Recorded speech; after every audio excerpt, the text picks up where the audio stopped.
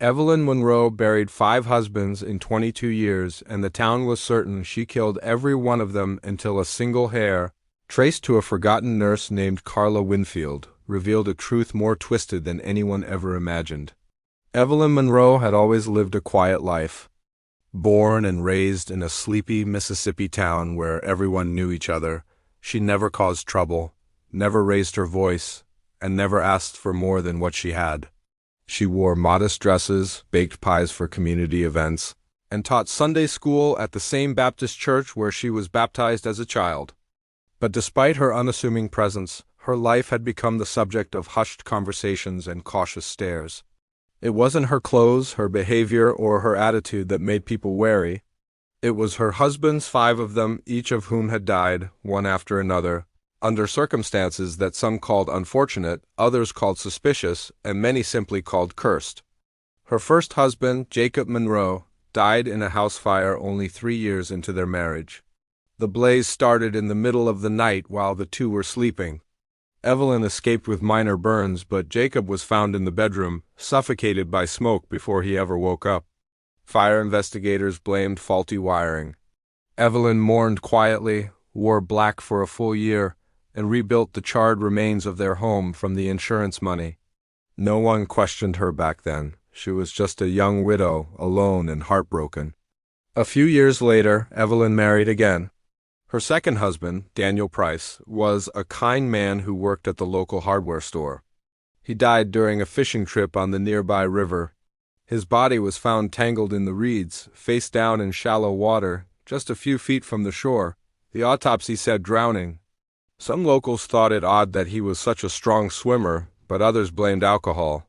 No charges were filed. Evelyn again mourned in silence. She didn't remarry for nearly 4 years. Her third husband, Thomas Briggs, was a traveling salesman who swept Evelyn off her feet with promises of adventure and a better life. But their marriage lasted less than 2 years. Thomas fell down the staircase of their home late one night and broke his neck. The staircase had been recently waxed, and the police found no signs of foul play. Evelyn told them he must have slipped. The funeral was small, and the whispers began to grow louder. By the time her fourth husband, Gerald Lane, died of a sudden heart attack in their driveway, people were no longer hiding their suspicions. Gerald had just turned 48, seemingly healthy and active. The heart attack came out of nowhere. Emergency services arrived too late. There was no autopsy requested, and Evelyn made sure the burial happened quickly. Insurance money changed hands again. The townsfolk started avoiding her. Children stopped knocking on her door for Halloween candy. Even the church ladies, once friendly and chatty, now lowered their voices when she passed by. Still, no one said anything directly to Evelyn. She lived alone again, her expression always calm, always distant, and then she married a 5th time. His name was Roy Spencer, a retired mechanic from a nearby town. They met at a flea market, bonded over their love for old books, and got married within 6 months. He moved into her house, unaware of the storm of rumors that surrounded her name. People were polite to him at first, but no one grew too close. After all, they had seen this before. And sure enough, after just 1 year of marriage, Roy was found dead in his car in the garage, with the engine still running. It was ruled carbon monoxide poisoning, an accident, they said. The garage door must have been closed. Another tragic ending. By now, Evelyn's reputation had transformed completely. She was no longer a grieving widow. She was a mystery, a threat, a black widow. The newspapers never said it outright, but everyone else did. The local online forums buzzed with theories. Some claimed she had killed each man for money. Others believed she practiced witchcraft or had a curse on her. A few even suggested she might be mentally ill and not even know what she was doing. But through it all, Evelyn never flinched. She didn't answer questions, didn't defend herself, and didn't speak to reporters. She stayed in the same house, kept the same routine, and attended every funeral with a solemn, unreadable face.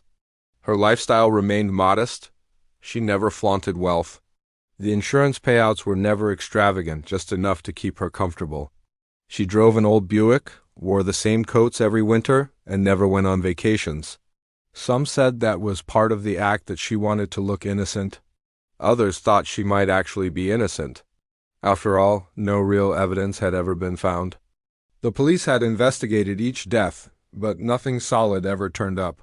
The files were closed, the medical reports filed away. Nothing could be proven, but nothing could be forgotten either. The town was stuck in a loop of doubt and silence. Evelyn's name became a cautionary tale, a whisper in the dark. Teenagers dared each other to walk past her house. Older residents crossed the street when they saw her coming. Yet Evelyn never moved away. She never changed her name, never left the house that had seen so much death. Some believe she stayed because she was guilty and hiding something. Others believe she stayed because she had nowhere else to go. Either way, she lived alone, surrounded by suspicion and shadows. It might have stayed that way forever until the arrival of someone new, someone who didn't grow up in that town, someone who didn't know the rumors or perhaps didn't care.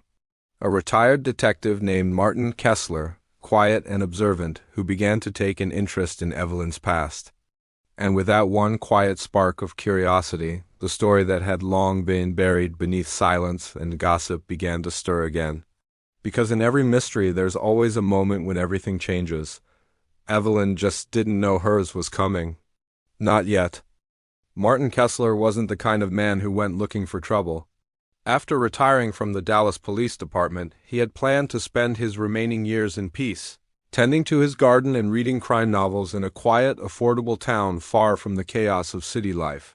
He chose the small Mississippi town not for any personal ties, but for the low property taxes and slow pace. It was the kind of place where nothing seemed to happen. And that was until someone mentioned Evelyn Monroe. Kessler first heard the name during a casual conversation at the local diner. A waitress, while pouring his coffee, mentioned a house she refused to deliver food to.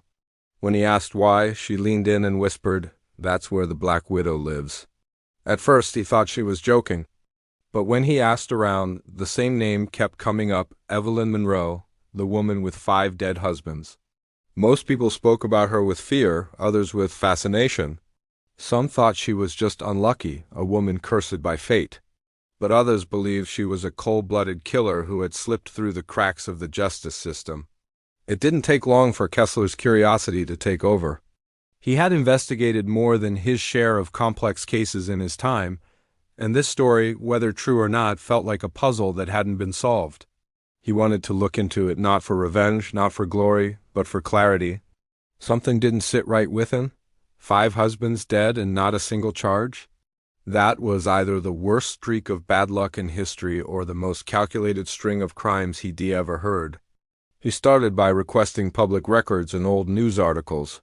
Each husband had died differently: fire, drowning, a fall, a heart attack, and finally, carbon monoxide poisoning.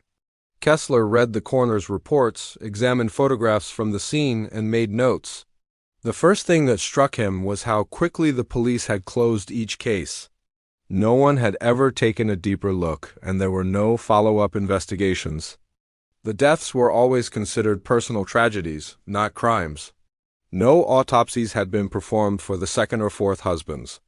The death certificates listed generic causes. He drove past Evelyn's home several times. It sat on a quiet street with overgrown hedges and a cracked driveway. The windows were always covered, the mailbox never overflowing. She lived alone now. Neighbors gave the house a wide berth. To them, Evelyn was either a ticking time bomb or an untouchable ghost. Kessler noticed that the house looked lived in, but barely. The lawn was trimmed, the lights came on at night, but no one ever visited. She didn't shop in town. Groceries were delivered. She didn't attend church anymore either. Wanting to tread carefully, Kessler didn't approach Evelyn. Instead, he visited the funeral home that had handled the services for Roy Spencer, her 5th husband. The director wasn't eager to talk, but Kessler's badge, though no longer active, still carried weight. After some resistance, the man shared that Evelyn had insisted on a closed casket, despite Roy's body being in fair condition. He said there was something unsettling about the way she watched the embalming process, like she was memorizing every movement. She signed off on the paperwork quickly and left without a tear. That stuck with Kessler. Why a closed casket if there were no visible injuries? Why rush the funeral? He noted the detail and pressed forward. He drove to the insurance office next. All five husbands had small life insurance policies, each under $100,000. The payouts weren't extravagant, but they were consistent. The names on the beneficiary lines never changed. Evelyn Monroe. The policies had been signed within a year of each marriage. It wasn't illegal, but it wasn't normal either. Most couples took years to arrange such things if they did it at all. Kessler compiled all of it: the patterns, the timelines, the payouts, and the deaths. Everything pointed to a method, a formula even. Still, there was no hard proof. Suspicion alone wouldn't be enough to open a criminal case. But there was one angle that hadn't been explored: Roy Spencer's death. It was the most recent and therefore the most accessible. Kessler filed a request for Roy's autopsy records. To his surprise, there were none.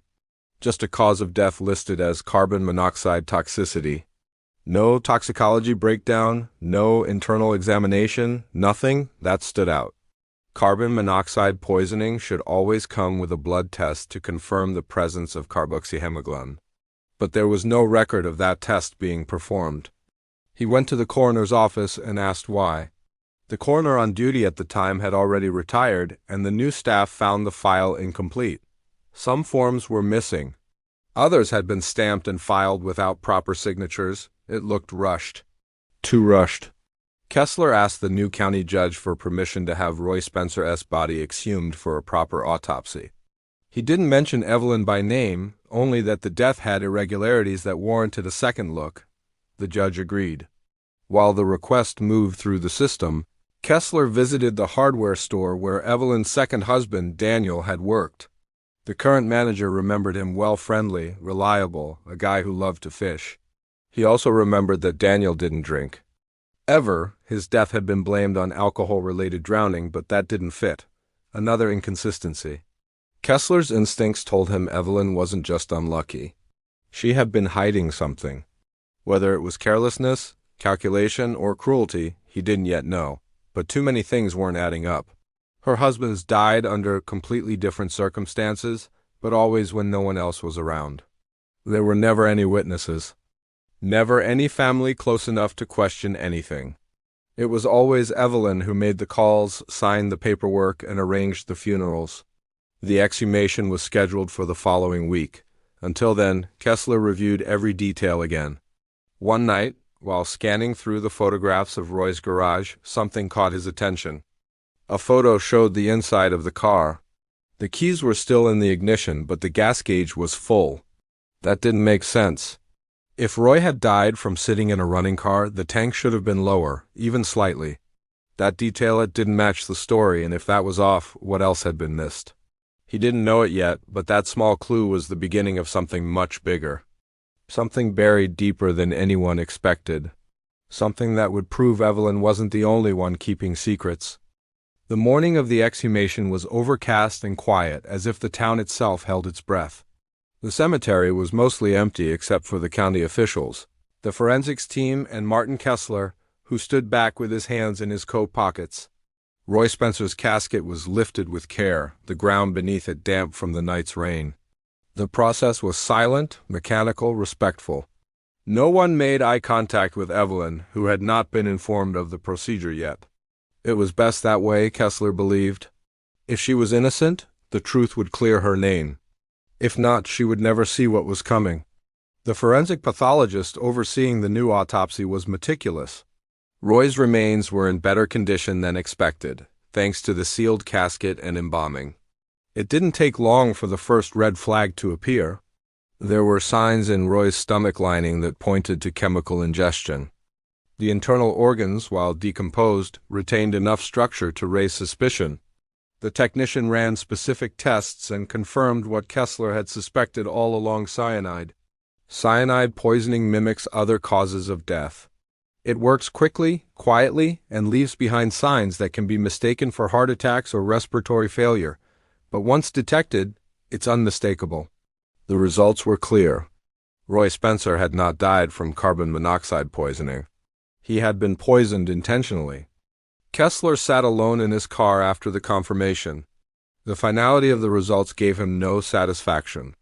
This wasn't a moment of victory. A man had been murdered. And a woman the same woman people had accused for years now looked guiltier than ever. But something about it still didn't sit right. If Evelyn had really killed 5 husbands, how had she managed it so cleanly every time? Why had no one ever found a trace of poison, no physical evidence, no suspicious purchases or online searches? Where was the source of the cyanide? And most of all, what kind of person could repeat the same crime 5 times without ever slipping?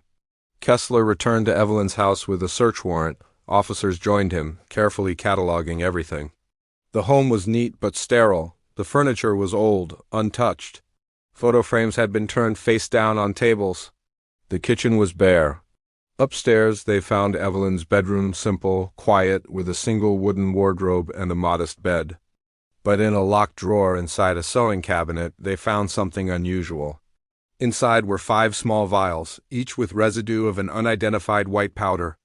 Alongside them were folded document copies of each husband's life insurance policy, handwritten notes, and newspaper clippings of each man's obituary. There was also a bottle of unmarked pills in a rusted tin container. That discovery led to Evelyn's immediate arrest. The police took her in without resistance. She said nothing. No tears, no pleas, no questions. The town watched in stunned silence. For years people had whispered, speculated, feared. And now it seemed they had been right. She was charged with the murder of Roy Spencer, and investigators began reviewing the deaths of her other 4 husbands. But the case was far from over. The lab ran tests on the unmarked pills found in Evelyn's home. Most contained over-the-counter medications, aspirin, antihistamines, sedatives. But the powder inside the vials was different. It wasn't cyanide. It wasn't anything that could be linked to a controlled substance or known poison. It was calcium carbonate, a harmless compound found in antacids.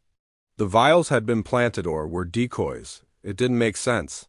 Why would Evelyn keep fake poison hidden away? Why keep clippings and policies if she had gotten away with it? Why not destroy the evidence? The more investigators examined, the more it looked off. Too deliberate, too staged. Then came a discovery that changed the course of everything. A single strand of hair had been found on the inside of one of the pill containers. It had been preserved enough for DNA testing. The results came back a week later. The hair did not belong to Evelyn, nor did it belong to any of her 5 husbands. It belonged to a woman named Carla Winfield.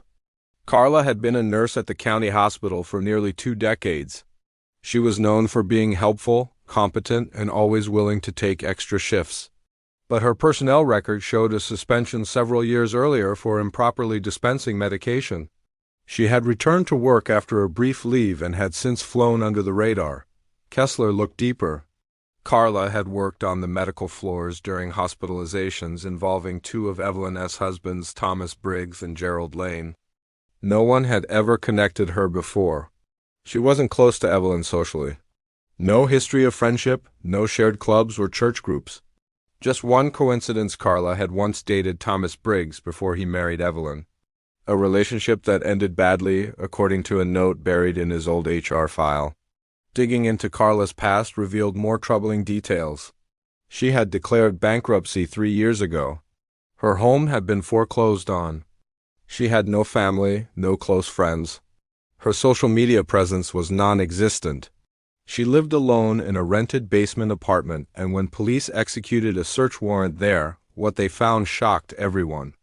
In a storage box under her bed were notebooks, detailed, disturbing journals filled with obsessive entries about Evelyn. Some pages spoke of punishment, justice, and taking everything back.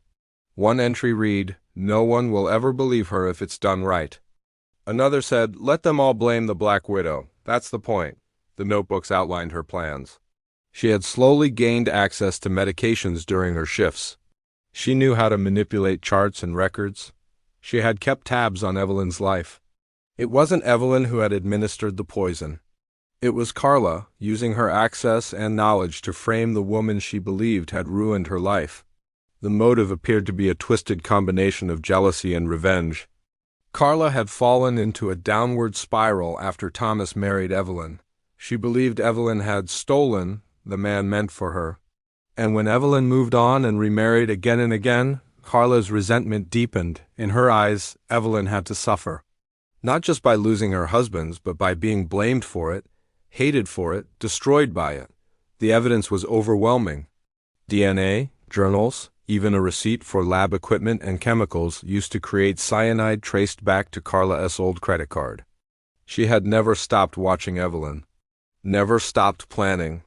With the truth now out, the charges against Evelyn were dropped, but the damage had been done. Years of whispers, suspicion, and fear had isolated her from the world. Her name had become synonymous with death, an undoing that would take more than the court's word. Carla was arrested and charged with multiple counts of murder, tampering with evidence, and attempted framing. She showed no emotion during her arraignment. Kessler watched all of it unfold quietly. He had followed his instincts, but even he hadn't seen the full picture until that single hair changed everything. He thought back to the house, the silence, the turned-down photos. Evelyn had been living inside a trap she had in T-built one carefully constructed around her by someone she never even saw coming. The truth had surfaced, but it had taken years, 5 funerals, and one small mistake. News of Evelyn Monroe's release spread through the town like wildfire. One moment, she had been the woman everyone feared, the so-called Black Widow accused of orchestrating the deaths of 5 husbands. The next, she was standing outside the courthouse, dazed, silent, free. Reporters swarmed, cameras clicked, and questions flew like arrows, but Evelyn said nothing. Her eyes scanned the crowd, her mouth a thin, unmoving line. The evidence had cleared her name, yet nothing could erase the years of suspicion that had consumed her life. Carla Winfield's arrest had shocked the town just as deeply. No one had suspected her. She had always been seen as dependable, helpful, invisible in the way longtime employees often became. She worked late, volunteered to cover shifts, and never made noise. No one knew about her long-standing grudge, her mental spiral, or the dark journal entries she had written night after night in her cramped apartment. No one had noticed her watching Evelyn from a distance, slipping poison into IVs, fabricating symptoms, or planting false leads. The quiet nurse had become a silent predator, hiding behind the mask of professionalism and kindness. Investigators combed through Carla's notebooks with growing horror. There were pages outlining chemical compositions, copied from old pharmacy textbooks, diagrams of Evelyn's house, lists of foods and beverages Evelyn's husbands consumed regularly, even sketches of the garage where Roy Spencer had died. Carla had been meticulous in her planning, careful never to repeat the same method twice. She varied her tactics to confuse any future investigations, and she'd been confident she would never be caught. One mistake, however, a single hair, was all it took to unravel everything. After her arrest, Carla refused to speak. She was placed under psychiatric evaluation, where court-appointed doctors found signs of obsessive delusions and deep-rooted fixation on Evelyn. The journals revealed more than just planning. They revealed a warped story Carla had written in her mind, a version of events where Evelyn had stolen the life Carla believed she deserved.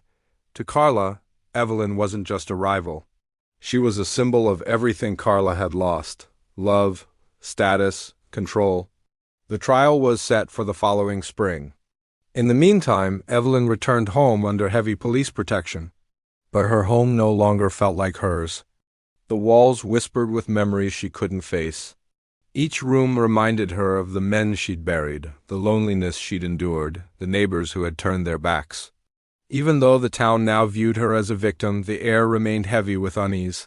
Some couldn't let go of the image they'd carried for so long. Some still believed she had to be involved. Others didn't know what to believe anymore. Evelyn began spending her days behind closed curtains. She canceled deliveries, stopped answering the phone, and ignored letters that came flooding in some apologies, others filled with cruel words from strangers who hadn't heard the full truth. Her reputation might have been restored on paper, but in people's minds, the shadow remained. Martin Kessler visited once unannounced. She opened the door but said nothing. He handed her a small envelope. Inside was a copy of the lab report, the DNA result that had changed everything, and a simple note in his neat handwriting: "You were right to stay silent. It saved your life."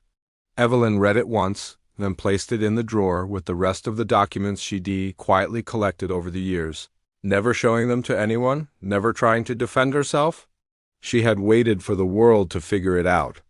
Eventually someone had. Kessler, meanwhile, continued working quietly with prosecutors. They uncovered more than just the 5 murders. Carla had attempted to poison 2 other patients during her years at the hospital, both elderly men with no family to advocate for them. One had died, his case now reclassified as a suspicious death. The other had survived after being transferred to another facility. Carla's obsession with control had extended beyond Evelyn. She had become a serial killer hiding in plain sight, using the hospital's trust and resources to target victims without raising alarms. As the list of her crimes grew, so did the media frenzy. National outlets picked up the story, labeling it a tale of mistaken identity, manipulation, and revenge. Headlines screamed about the nurse with a vendetta, the woman falsely accused, the detective who broke the case. Yet behind the headlines was a deeper story, a tragedy of assumptions, isolation, and a community that had judged before knowing. Evelyn decided to sell the house. It held too many memories, and staying meant living inside a prison built by other people's suspicions. She packed her things in silence, carefully folding clothes, wrapping dishes, and boxing old photographs. She didn't keep anything that belonged to her husbands. Not because she wanted to forget them, but because she needed a fresh beginning.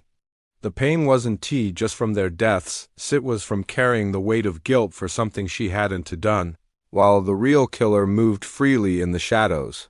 She bought a small cottage 2 counties over, using the remainder of her savings. There she planted flowers, read books, and walked the quiet roads without being recognized. For the first time in years, she could breathe. But the damage was permanent in many ways. She no longer trusted easily. She didn't answer knocks at the door. She never spoke about the past. Evelyn Monroe had survived, but not without scars. As the trial approached, Kessler was asked to testify. His detailed notes, timeline reconstruction, and discoveries became the backbone of the prosecution's case. Carla sat in court expressionless, her eyes blank, her body still. She didn't contest the evidence. Her defense team focused on mental illness, hoping for a sentence of hospitalization instead of life in prison, but the jury was unmoved by her silence. They saw the same thing Kessler had seen in her notebooks: calculation, cruelty, intent. She was found guilty on multiple counts of murder, attempted murder, and criminal framing. The sentence was life without parole. She would never walk free again. When the verdict was announced, Evelyn wasn't in the courtroom. She didn't need to be. The words spoken by the judge wouldn't undo the years of suspicion, nor would they resurrect the lives that had been lost. But they did bring something else, a conclusion. Not justice in the usual sense, but a form of it, quiet, final, long overdue. Kessler visited Evelyn one last time, years later. Her garden had grown wild with color. She looked older, smaller, but there was peace in her eyes. They sat for a moment on the porch, no words exchanged. Just the sound of wind rustling through the leaves and the soft breath of a woman who had once been feared, now simply forgotten by the world that had once condemned her. In the end, the truth had surfaced, not because Evelyn fought to prove it, but because a single mistake made by the real killer shattered the illusion. One strand of hair, left behind without thought, had changed everything. The trial of Carla Winfield faded from headlines within weeks of the final verdict. Though the court had delivered justice, the scars remained hidden in quiet corners of the town that once whispered Evelyn Monroe's name with dread. The same people who had speculated, judged, and avoided her gaze now turned their eyes elsewhere, eager to forget the part they played. For them, the story was over. For Evelyn, it had only just begun. Evelyn settled into her new life with a strange mixture of relief and distance. She had chosen a cottage on the edge of a small lake, surrounded by trees and far from the eyes of anyone who might recognize her. The townspeople in her new home knew her only as Ms. Monroe, a retired teacher, which wasn't exactly true but felt easier than explaining who she really was. She didn't lie, but she didn't volunteer the truth either. She found comfort in anonymity and structure, watering her garden in the mornings, walking at dusk, preparing meals with quiet care. There were no interruptions, no sideways glances, no rumors. She was invisible by choice, and that was how she wanted it. But even as her days grew calm, her nights remained restless. Dreams carried ghosts, 5 men she had once shared pieces of her life with, each taken from her in silence. She often wondered how much they had suffered, whether they had sensed what was happening before their final moments, whether they thought of her before they slipped away. Though she had been innocent of their murders, she still bore the weight of survivors' guilt. Not only had she failed to protect them, but she had become the face of their deaths, the target of a community's grief and suspicion. She had loved them in her own quiet, steady way, and now that love was stitched forever to tragedy. Letters continued to arrive for a while. Some came from strangers offering apologies or prayers. A few came from true crime enthusiasts, curious about her experience. She ignored them all. Then one envelope arrived without a return address, containing only a photo of her third husband, Thomas Briggs, smiling in a yard she barely remembered. The back of the photo said nothing, but she stared at it for hours. Someone had kept it all these years. It unsettled her. She burned it in the fireplace that evening and watched the edges curl and vanish into ash. Martin Kessler called once after the trial, asking how she was holding up.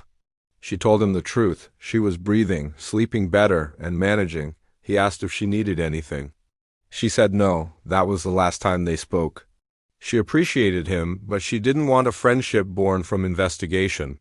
He had done his part, uncovered the truth, and she had quietly accepted it. She didn't need gratitude, and he didn't expect it. The public attention had dwindled, but podcasts, blogs, and documentaries continued to mine her story for views. A true crime series aired an episode about her titled The Widow's Shadow, framing her as a misunderstood figure wronged by the justice system and haunted by a killer in the dark. She didn't watch it. The idea of strangers dissecting her life, narrating her grief in rehearsed voices, made her sick. They didn't know the silence that filled her home after each funeral. They didn't feel the loneliness that hung over her like a fog she couldn't escape. One spring morning, while working in her garden, Evelyn noticed a woman watching her from across the road. The woman wore a beige jacket, carried a notebook, and had the careful stillness of a reporter. Evelyn continued planting, pretending not to notice. After a few minutes, the woman left without saying a word. That evening, Evelyn typed a short letter addressed to a local paper. I will not participate in interviews, books, podcasts, or documentaries. My life is not a cautionary tale or a mystery to be solved. It is simply mine. She mailed it without signing her name. Years passed. Her hair turned fully gray, her hands slower, her steps softer. She still remembered each of her husbands, not through objects or letters, but through specific moments: Jacob whistling while fixing the fence, Daniel laughing in the kitchen, Thomas falling asleep with a book in hand, Gerald humming when he shaved, Roy holding her hand on the porch just days before he died. She didn't cry when she thought of them anymore.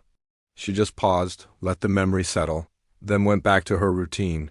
One evening in late summer, Evelyn walked to the lake. The water was calm, reflecting a pale orange sky. She sat on a bench near the edge and let the breeze move across her face. For the first time in a long while, she felt a sense of release. Not forgiveness, not closure, just release. The town that had feared her was behind her. The story that had followed her was over. The truth had been dragged into the light, and the shadow it cast was slowly fading. As she sat there, a boy from the neighborhood rode by on his bicycle. He waved at her and she waved back. He didn't know her past, didn't see her as a mystery. To him, she was just the quiet old lady with the flower beds and the blueberry muffins she left on the fence post some mornings. It was the only identity she wanted now. In a locked box under her bed, Evelyn kept a few documents, copies of the trial transcripts, the police reports, and the forensic analysis that had proven her innocence. She never looked at them, but she kept them just the same. Not for others, but for herself. A reminder that truth, however slow and painful, had its own way of surfacing. She lived another 12 years after the trial, passing away in her sleep at the age of 87. Her obituary was small, published only in the local paper. It mentioned her love for gardening, her peaceful nature, and the kindness she showed to neighborhood children. There was no mention of the 5 husbands, no mention of the woman who had once been accused of being a murderer. But those who remembered her knew. Not just the accusations, but the quiet strength it had taken to survive them. Not just the losses, but the way she had carried them alone. Not just the truth that came too late, but the grace with which she had accepted it anyway. Evelyn Monroe had been blamed for 5 deaths, feared, isolated, almost destroyed. But in the end, the truth did what truth often does: emerge from the silence, expose the lies, and set her free. Not loudly, not with applause, but with a quiet certainty that no rumor, no label, no whisper ever truly endures when truth finally arrives.